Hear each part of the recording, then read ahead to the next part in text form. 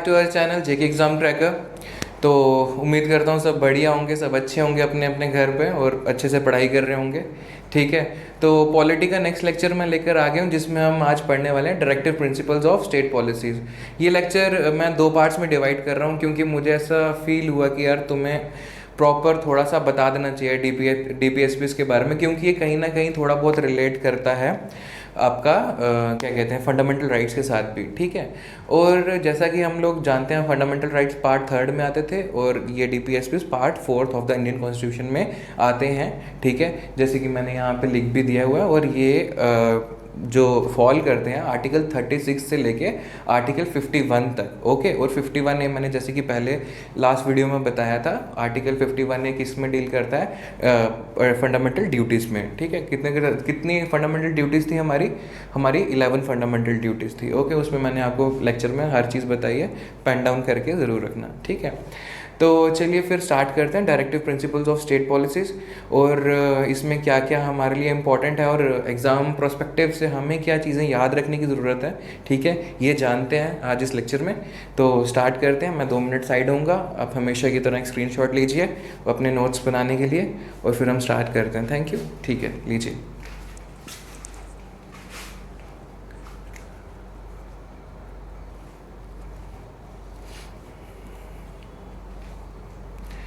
Okay, तो जैसा कि मैंने आपको बताया, मैं इसमें ना ज़्यादा आज एक्सप्लेन नहीं करने वाला कि क्या है, बिकॉज बिल्कुल मैंने सीधा सीधा सब कुछ लिख दिया हुआ है। मैं बस तुम्हें आज मैं इस बात पे ज़्यादा फोकस करूँगा, इस बात पे ज़्यादा पॉइंट दूंगा, प्रेशर दूंगा कि एग्ज़ाम में क्वेश्चन किस टाइप के आएंगे आपको। ठीक है, अदरवाइज़ बाकी तो इंग्लिश लिखी हुई है, यहाँ पे सबको आता है पढ़ना। और मैं 1 मिनट, यहाँ पे ये चीज़ यहाँ से बाइफ्रिकेटेड है। ओके, तो बाकी इंग्लिश लिखी है वो तो सबको पढ़ना आती है। ठीक है, तो अगर मैं एग्ज़ाम की बात करूँ, एग्ज़ाम पॉइंट से बात करूँ, तो हमें क्वेश्चन अगर नॉर्मली बहुत बार मैंने ये क्वेश्चन देखा है, क्वेश्चन ये आता है कि बताइए कि directive principle of state policy किस पार्ट के अंदर फॉल करता है। ठीक है, कॉन्स्टिट्यूशन के। तो जैसा कि मैंने आपको बताया, directive principle of state policy part 4 of the Indian constitution में फॉल करता है। ये एक बहुत कॉमन क्वेश्चन है, ठीक है, जो कि आता है, और इसको इस डायरेक्टिव प्रिंसिपल को, ठीक है, सिस्टर भी बोला जाता है फंडामेंटल राइट्स का। ठीक है, जैसे कि मैंने यहाँ पे लिखा भी है। ठीक है, तो it is also considered as the sister of the previous part आपको समझ आ गया, पार्ट 3 है। ठीक है, जो किसके साथ डील करता है, फंडामेंटल राइट्स के साथ। ठीक है, और इसको एक चीज़ और बोली जाती है, conscience of the constitution. Conscience of the constitution क्या है, क्यों बोली जाती है, ये हम एक ना जब हमारा नेक्स्ट लेक्चर आएगा ना, सेकंड पार्ट, तो उसमें मैं आपको बताऊंगा कि इसमें इसका जो रिलेशन है, ठीक है, तो वो कैसे है अपना फंडामेंटल राइट्स के साथ। ठीक है, और किस तरह से हमारे जो कंट्री में 51 से लेके केसेस जो चले हैं, ठीक है, और कैसे बाय द टाइम हमारा ओवरव्यू, हमारा जो लेवल ऑफ थिंकिंग था या हमारा जो थॉट प्रोसेस था, वो चेंज हुआ है डायरेक्टिव प्रिंसिपल्स को लेके। ठीक है, तो उस टाइम पे मैं जब डिस्कशन करूँगा तो आपको ये चीज़ें बताऊँगा।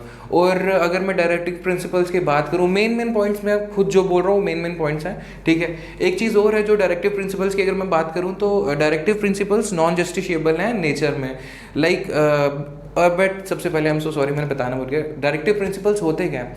डायरेक्टिव प्रिंसिपल्स एक तरह से वो प्रिंसिपल्स हैं, ठीक है, एक तरह से वो डायरेक्शंस हैं, ठीक है, जो हमारे कॉन्स्टिट्यूशन द्वारा हमारी स्टेट्स को दी गई हैं। ठीक है, वाइल फ्रेमिंग सम लॉ, ठीक है, फॉर द पीपल। ठीक है, या मतलब कभी भी कोई भी लॉ बनेगा, सपोजिटली कोई भी अब हम लॉ फ्रेम करते हैं, तो सोशली एंड इकोनॉमिकली हम चीज़ों को दिमाग में रख के, ध्यान में रख के उन लॉज को बनाएं, और सारे के सारे जो भी हमें डायरेक्टिव प्रिंसिपल्स बताए गए हैं, ठीक है, जो कि फॉलो करते हैं सोशलिस्टिक, गांधीयन और लिबरल थॉट्स को, ठीक है, लिबरल प्रिंसिपल्स को, ठीक है, उनको फॉलो करके हम अपने लॉज को बनाएं। ठीक है, और जो कि जनहित में, मतलब कहते हैं जनहित में जारी। ठीक है, तो ये मतलब मासिस के लिए जो बेनिफिशियरी हो, तो यही इसीलिए एक चीज़ बोलते हैं कि जो डायरेक्टिव प्रिंसिपल्स हैं, अनलाइक फंडामेंटल राइट्स, ठीक है, ये जस्टिशिएबल नहीं है, ठीक है। जैसे फंडामेंटल राइट्स से जस्टिसेबल थे, ये जस्टिसेबल नहीं है। अगर बाय चांस कोई एक प्रिंसिपल को इग्नोर करती है, ठीक है, गवर्नमेंट, तो ऐसा नहीं है कि हम उन पे, हम स्टेट पे या फिर हम अथॉरिटी पे केस कर सकते हैं, उनको सपोजिटली कोर्ट ऑफ लॉ में इन्फोर्स कर सकते हैं, ऐसा नहीं है, ठीक है। But on the other hand अगर मैं बात करूँ डायरेक्टिव प्रिंसिपल्स की, तो इसके अंदर आर्टिकल 37 भी आता है। तो आर्टिकल 37 जो है हमारा, वो अपने आप में बोलता है, स्टेट को ऑब्लाइज करता है, ठीक है, ऑब्लिगेट करता है कि जो भी हम आगे लॉज बनाएं उसमें स्टेट को ये बात बोली जाती है कि आगे जो ये प्रिंसिपल्स हैं वो फॉलो किए ही जाएं, ठीक है, for the social and economic growth of the society. Okay, तो 37 हमें मतलब एक तरीके से स्टेट को आप बोल सकते हो कि यार कि एक ऑब्लिगेशन लगा देता है, ठीक है, स्टेट को, ठीक है, कि ये चीज़ें आपको फॉलो करनी ही करनी है। तो इस तरह से हमारा डीपीएसपी काम करता है। और जहाँ तक मैं बात करूँ, अगर इसकी जस्टिफिकेशन पे बात करूँ मैं, तो बी आर अम्बेडकर जी ने भी ये बात बोली थी कि अगर सपोज़ कि अगर कोई एक गवर्नमेंट है जिसको मासीज ने सपोर्ट करके वोट करके लाया है, और वो at the time of formation of law वो डायरेक्टिव प्रिंसिपल्स को मद्देनज़र नहीं रखते और उसको ध्यान नहीं रखते हैं, क्योंकि वो जो डायरेक्टिव प्रिंसिपल्स थे वो स्पेशली डिज़ाइन ही इसलिए किए गए थे क्योंकि सोशली एंड इकोनॉमिकली लोग प्रोग्रेस कर पाएँ, ठीक है। और अगर उनको ही ध्यान में रख के नहीं अगर कोई भी गवर्नमेंट अपने लॉज को फॉर्म करती है, तो जब वो वापस से वोट मांगने जाएगी या वापस से इलेक्शन में जाएगी, तो वो तो जो जनता होगी तो उनको एक्सेप्ट नहीं करेगी, बिकॉज उन्होंने जनता के लिए, जो हमारे लोग हैं जिसके लिए गवर्नमेंट है, उसके हित में जो लॉज हैं या चीज़ें हैं वो नहीं की हैं, ठीक है। एक ओवरव्यू मैंने आपको इस लेक्चर में दे दिया। आइए देखते हैं, मैंने जो सब कुछ लिखा हुआ है वो आपको एक बार पढ़ के मैं बता देता हूँ, और इस पर क्या क्वेश्चंस आएंगे वो भी हम आगे बात कर लेते हैं। ओके, तो बात करते हैं यहाँ पे, जैसे कि मैंने आपको बताया, जो अपना डीपीएसपी है वो मेंशन्ड है under part 4 of the Indian constitution में, ठीक है। और जैसे कि मैंने आपको बता चुका हूँ कि इन्फोर्स नहीं है लॉ से, क्योंकि जो ये बातें मैं बोल रहा हूँ ये क्वेश्चंस में आ सकती हैं कि वो डायरेक्टली पूछ सकता है कि इनमें से बताओ कोर्ट ऑफ लॉ में क्या इन्फोर्स नहीं है, ठीक है। तो वहाँ पे काफ़ी सारी चीज़ें लिख सकता है और उसके अंदर डीपीएसपी का ऑप्शन भी दे सकता है, तो तुम्हारा वहाँ पे ऑप्शन हो सकता है डीपीएसपी।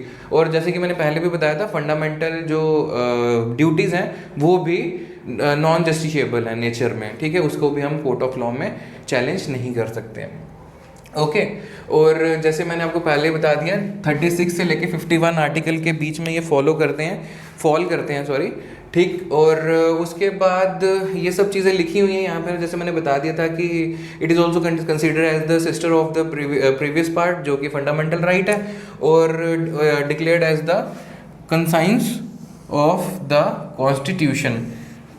ये एक इम्पॉर्टेंट पॉइंट है, सीधे डायरेक्ट क्वेश्चन आता है, कंसाइंस ऑफ द कॉन्स्टिट्यूशन किसको बोला जाता है। तो अब से क्वेश्चन आएगा तो डायरेक्टिव प्रिंसिपल्स को टिक मार कर आएंगे आप लोग, ठीक है, वरना नंबर गवा देंगे। ओके, तो ठीक है, तो as we know the idea has been, हाँ ये मैंने पहले पिछली वीडियो में भी बता दिया था, जो आइडिया था वो हमने कहाँ से लिया था, आयरलैंड से लिया था, और आयरलैंड ने ये स्पेन से लिया हुआ है, ठीक है।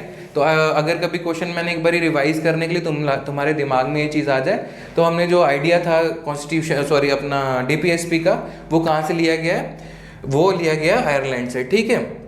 और it is a blend of, ठीक है, लिबरल, सोशलिस्टिक, ये कुछ प्रिंसिपल्स हैं जिसके ऊपर हम बात करेंगे अभी, डेमोक्रेटिक, गांधीयन, ये कुछ प्रिंसिपल्स हैं, इनका ये ब्लेंड है, ठीक है। ये सारी चीज़ें मिलके एक अच्छी सोसाइटी को फॉर्म करती हैं, ठीक है, एक सोशलिस्टिक इकोनॉमिक, एक बढ़िया इकोनॉमिक और बैलेंस सोसाइटी को फॉर्म करते हैं ये सारे प्रिंसिपल्स मिलके। तो आज इस वीडियो में हम सिर्फ सोशलिस्टिक प्रिंसिपल्स को डिस्कस करने वाले हैं, ओके। और नेक्स्ट वीडियोस में हम गांधीयन प्रिंसिपल्स और जो हमारे लिबरल प्रिंसिपल्स हैं, ठीक है, उनको भी डिस्कस करेंगे। तो अगर मैं सोशलिस्टिक प्रिंसिपल्स की बात करूं तो ये वो आइडियोलॉजी है जो सोशलिज्म को प्रमोट करती है। अब सोशलिज्म की बात करूं तो मैं क्या बोलूं कि इक्वालिटी होनी चाहिए सैलरी में, ठीक है, इक्वल अपॉर्चुनिटी होनी चाहिए, सैनिटेशन प्रॉपर होना चाहिए, वर्क स्पेस प्रॉपर होनी चाहिए, वेजिस प्रॉपर जितनी भी मिल रही हैं, इक्वल पे इक्वल वर्क होना चाहिए। तो ये सब चीज़ें हमारी सोशल रिफॉर्म्स में या फिर मैं बोलूँ सोशल प्रिंसिपल्स में आती हैं। वैसे तो अगर इसके ऊपर बात करूं तो क्वेश्चंस इससे तुम्हें अगर ज़्यादातर जो क्वेश्चंस आते हैं वो दूसरे गार्डियन प्रिंसिपल से, टू बी वेरी फ्रैंक मैं सच बताऊं तो गार्डियन प्रिंसिपल से तुम्हें ज़्यादा क्वेश्चंस आएंगे, बट देन ऑल्सो पढ़ना ज़रूरी है और इसको थोड़ा सा गो थ्रू करेंगे हम, ठीक है। तो अगर मैं आर्टिकल 38 की बात करूँ, आर्टिकल 38 कहता है to secure and protect social order, ठीक है, which stands for welfare of the people, ठीक है। तो वो सोशल ऑर्डर्स सिक्योर करने की ज़रूरत है सोसाइटी में, जो पीपल मतलब वेलफेयर ऑफ द पीपल, जो मासिस का ध्यान रखे। समझ गए आप लोग, ठीक है। तो ये चीज़ सीधी सीधी ये बोल रहा है आर्टिकल 38 सीधा ये बोल रहा है दिस प्रिंसिपल इज फॉर या फिर this principle is to secure and promote social order which stands for welfare of the people. उसके बाद ये आर्टिकल 39 की भी बात करूँ तो बस इसको यार रीड कर लेना, ओके। मुझे क्योंकि इतना चीज़ों के अंदर घुसना नहीं है, मैं नहीं चाहता कि मैं ज़्यादा चीज़ों के अंदर घुसाऊँ। मैंने तुम्हें इतना बता दिया कि सोशलिस्टिक प्रिंसिपल्स होते क्या हैं। जैसे यहाँ मैंने लिख दिया है कि वेलफेयर ऑफ द पीपल, ठीक है। फिर यहाँ पे the state will direct it's policy toward securing, ठीक है। यहाँ पे मैंने ये इसके 4 पॉइंट्स हैं, ठीक है। Promote equal justice and free legal aid, equal justice मिलना चाहिए, फ्री लीगल एड मिलनी चाहिए, ठीक है। To secure the right to work, education and public assistance in case of unemployment, old age etcetera. तो ये सब चीज़ें हैं कि यार सोशली जो है हम अपनी सोसाइटी को एक इक्विलिब्रियम पे लाके रखें, एक बराबरी पे रखें, ठीक है। इसलिए ये प्रिंसिपल्स को बोला गया है डायरेक्टिव प्रिंसिपल्स में, इसलिए ये प्रिंसिपल्स बनाए गए हैं ताकि जब स्टेट अपना एक लॉ फॉर्म करे तो वो इन सब चीज़ों को मद्देनज़र रखते हुए अपने चीज़ों को, अपने लॉ को आगे फॉर्मुलेट करें, ताकि जो सोशल बैरियर्स हैं सोसाइटी के उन्हें कर्ब किया जा सके और एक सोशल इक्विलिब्रियम सोसाइटी में लेकर आया जा सके, ठीक है। तो फिलहाल ये आपका पार्ट ए रहेगा डीपीएसपी का। इसमें मैंने आपको ये सब चीज़ें बता दी हैं। डायरेक्टिव प्रिंसिपल से क्या मेन चीज़ें थी मैंने आपको सब कुछ ये चीज़ बता दी है।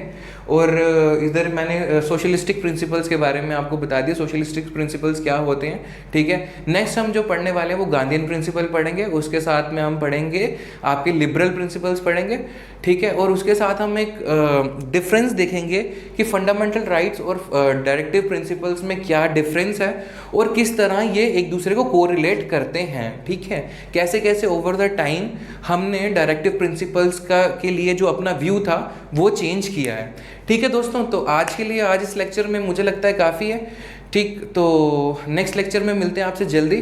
तब तक के लिए आप अपना ध्यान रखिए और पढ़ते रहिए, अच्छे से नोट्स बनाइए अपने। और कुछ भी प्रॉब्लम होगी, कोई भी दिक्कत होगी लेक्चर में तो नीचे कमेंट करके मुझे आप बता सकते हैं। तो थैंक यू दोस्तों, आज के लिए इतना काफ़ी है। तो फिर मिलते हैं जल्दी। Okay, thank you.